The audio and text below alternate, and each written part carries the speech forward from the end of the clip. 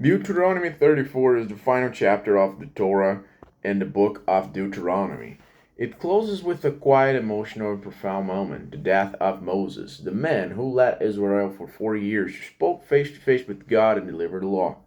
This chapter is both a farewell to Moses and a transmission to Joshua.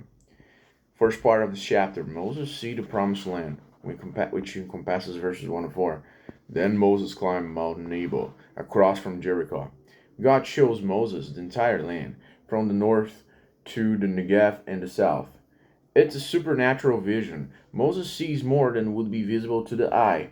God reminds him, "This is the land I promised. I have let you see it with your eyes, but you not cross into it. But you will not cross into it." Moses could see it, but not enter it, because of his obedience at Meribah. You can check that one out in Numbers chapter 20, verse 12.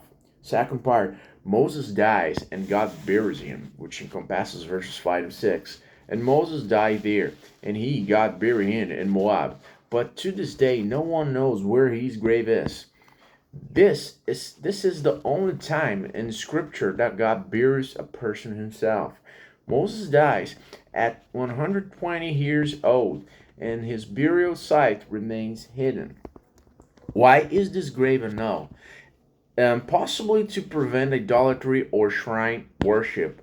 Also, Moses was great, but Israel's hope was in God, not Moses, okay? So, the third part of this chapter is Moses was still strong, verse 7. His eyes were not weak, nor his strength gone. He didn't die from wilderness or aging. His life ended at God's appointed time, not from natural decline, okay? It doesn't say that he was effectively killed by God. Was not the case. Like it happened in the past with other characters, but not with this one. So it's very indirect how exactly that happened. Fifth part, Joshua takes over, verse 9. Now Joshua was filled with the spirit of wisdom because Moses had laid in his hands on him.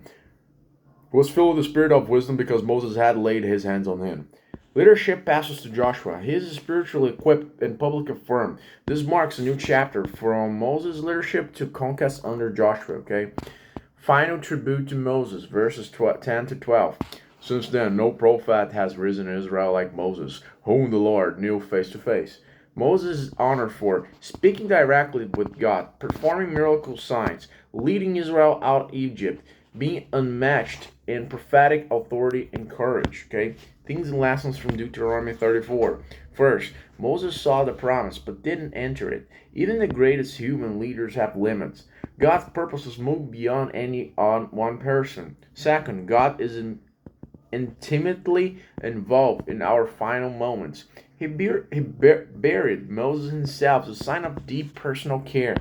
Third, leadership ends, but God's mission continues. Joshua takes over, and the story of Israel moves forward. Fourth, God honors those who walk with him.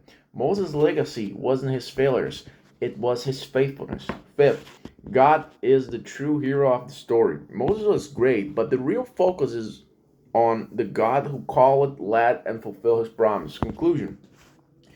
Deuteronomy 34 ends the Torah not with a conquest, but with a vision and a goodbye. Moses finishes his race. Israel stands on the edge of the promised land. The story will continue under Joshua, but the foundation was laid by the friend of God. Don't forget to hit the like button and subscribe to this channel.